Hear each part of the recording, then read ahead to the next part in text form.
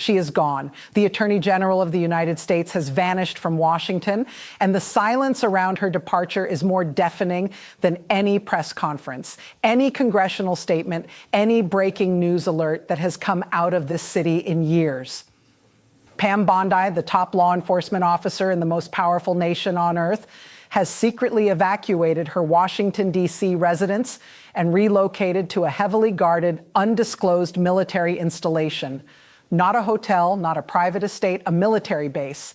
And the reason she is hiding behind armed guards and fortified gates is sitting in a government vault right now, 2.5 million pages deep, with names inside it that would detonate the political establishment of this country like nothing in living memory. The Epstein files are about to blow, and the woman holding the door shut just ran. What makes that fact even more staggering is that she ran knowingly. She did not stumble into this crisis. She was briefed. She was warned. She understood precisely what the deadline meant and what congressional authority could demand of her. And she chose the bunker anyway. Here is what we know. Congressman Sri Thanadar has officially introduced articles of impeachment against Attorney General Pam Bondi. The charge, obstruction of Congress. The specific act triggering that charge, the illegal withholding of 2.5 million unredacted Jeffrey Epstein files past the federally mandated deadline for their release. This is not a strongly worded letter. This is not a committee hearing request. These are formal articles of impeachment against a sitting Attorney General of the United States introduced on the floor of Congress for the explicit purpose of holding her accountable for burying the most explosive document cache in modern American political history. And simultaneously, the House Oversight Committee voted to force Bondi to testify. Subpoena power activated. The trap is set, and the Attorney General of the United States is currently sleeping on a military base to avoid it.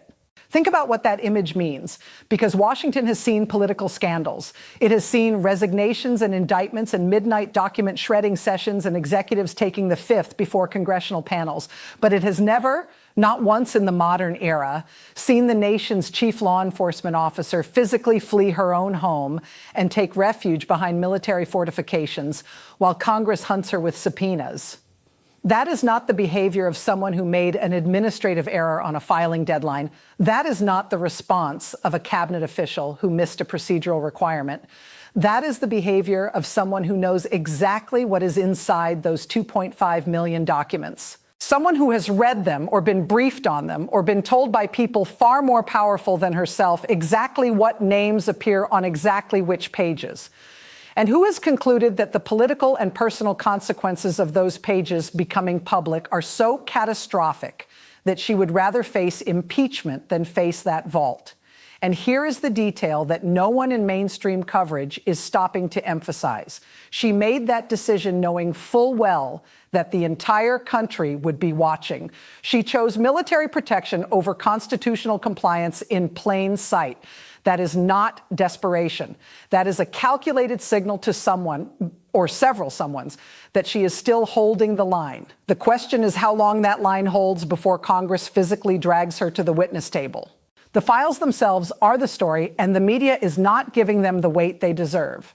2.5 million documents, unredacted, the complete, unfiltered, legally gathered evidentiary record of one of the most expansive federal investigations into elite criminal networks in the history of American law enforcement. Not the curated public releases, not the court filings that survivors fought years to unseal, the full record, the names that never appeared in any headline, the financial transactions that were sealed under protective orders, the communications between Jeffrey Epstein and individuals who currently hold positions of power, manage billion-dollar fortunes, and sit in rooms where decisions affecting this country are made every single day.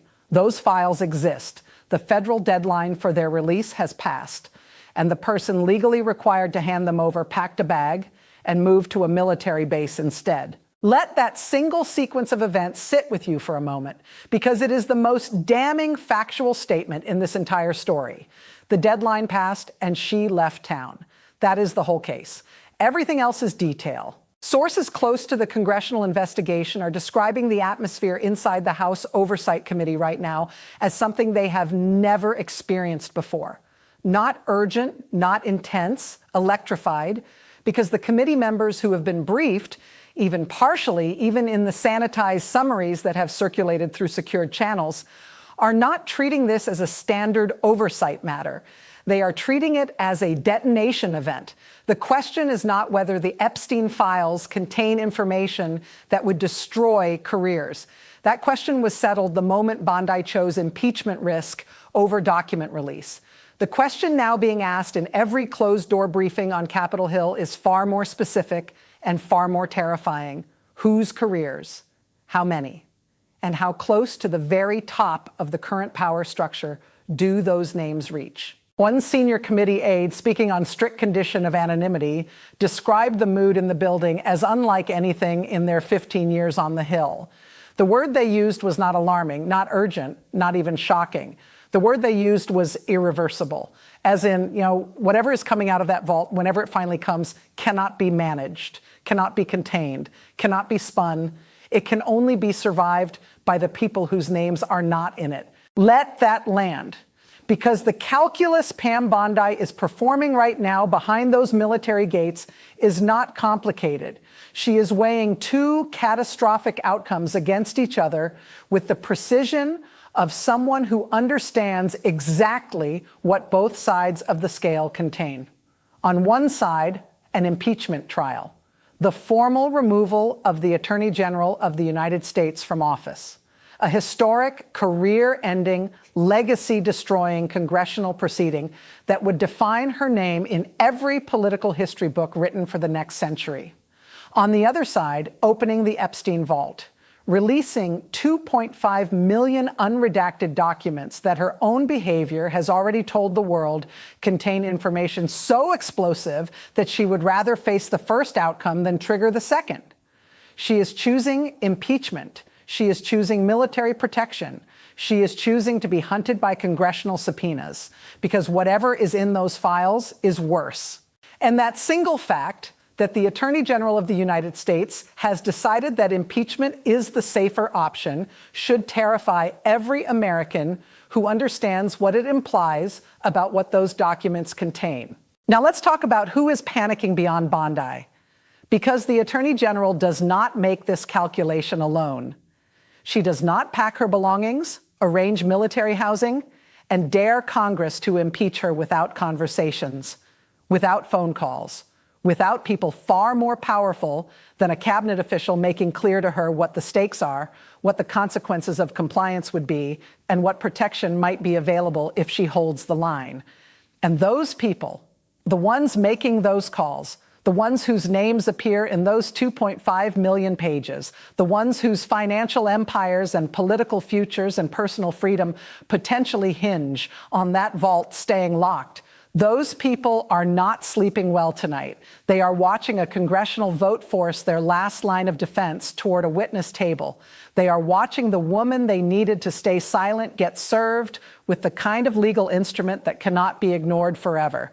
They are watching the clock run down on the only strategy they had left: delay, obstruct, and hope that the political will to force this issue collapses before the documents do.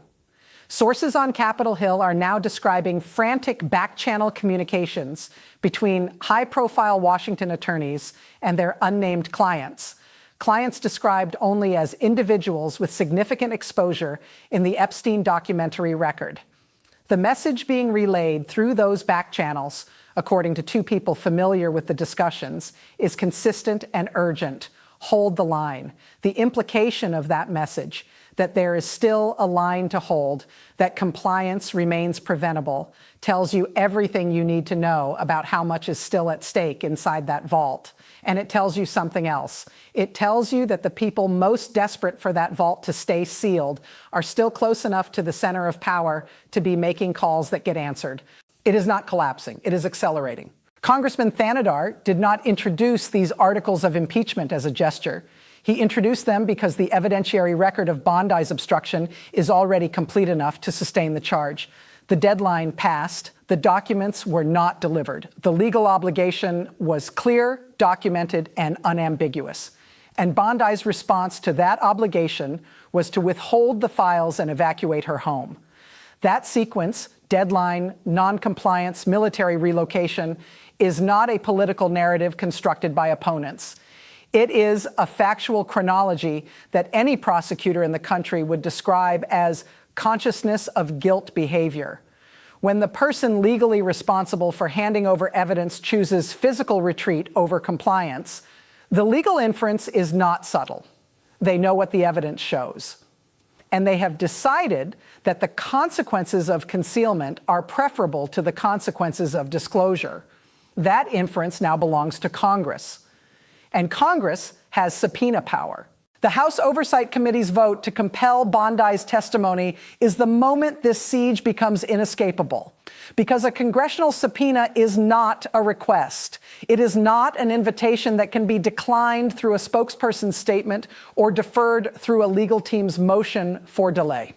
It is a legal command backed by the full constitutional authority of the legislative branch of the United States government. Defiance of a congressional subpoena is a federal crime. Continued defiance while serving as the Attorney General, the nation's chief law enforcement officer, would create a constitutional paradox so grotesque, so institutionally corrosive, that even the most politically protected figures in Washington would struggle to defend it publicly. Bondi cannot hide on a military base forever. She cannot send a legal brief to a congressional committee in place of her physical presence at that witness table. She cannot instruct the Justice Department to ignore a subpoena while simultaneously serving as the head of the Justice Department. The trap does not have an exit. It only has two doors, the impeachment door and the testimony door. And behind the testimony door are 2.5 million reasons why the most powerful people in the world are praying she never opens it. Here's what nobody is saying loudly enough. The Epstein investigation did not exist in isolation. It was not a closed chapter. The network that federal investigators documented across those 2.5 million pages was not a historical artifact frozen in time at the moment of Epstein's death. It was a living map of relationships, financial transactions, and compromising interactions involving individuals who did not stop being powerful, did not stop being influential, and did not stop having access to the political and economic machinery of this country simply because the man at the center of the network died in a federal jail cell. Those relationships continued. Those financial entanglements continued. Those individuals continued moving through the world, accumulating power, making decisions, shaping policy, with the full knowledge that somewhere in a government vault, a 2.5 million page record of their association with Jeffrey Epstein was sitting under seal, waiting for a deadline that just passed. And the person responsible for opening that vault just moved to a military base. The continuity of that network, its persistence, its reach, its ongoing relevance to people currently exercising power in this country is precisely why those 2.5 million pages were never meant to see daylight. And it is precisely why the woman now living on a military base was chosen to make sure they didn't. She was not selected for this role accidentally. She was selected because someone calculated that she would hold. The impeachment process is now testing whether that calculation was correct. The congressional showdown now bearing down on Pam Bondi is unlike anything this oversight system has processed before.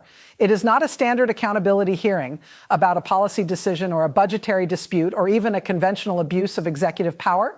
It is a proceeding in which lawmakers are demanding to know why the chief law enforcement officer of the United States decided that protecting the contents of a specific document vault was worth more than her office, her career, her constitutional obligations, and her physical safety in her own home.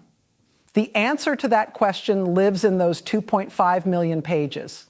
And every day that Bondi spends on that military base rather than at that witness table, the pressure on those pages builds. The public scrutiny intensifies. The legal exposure deepens. And the names inside that vault, the names that powerful people spent years and enormous resources keeping sealed, get closer to the light. There is no precedent for what happens next. There is no historical playbook for the moment. A sitting attorney general is dragged before Congress to explain why she chose a military bunker over her constitutional duty.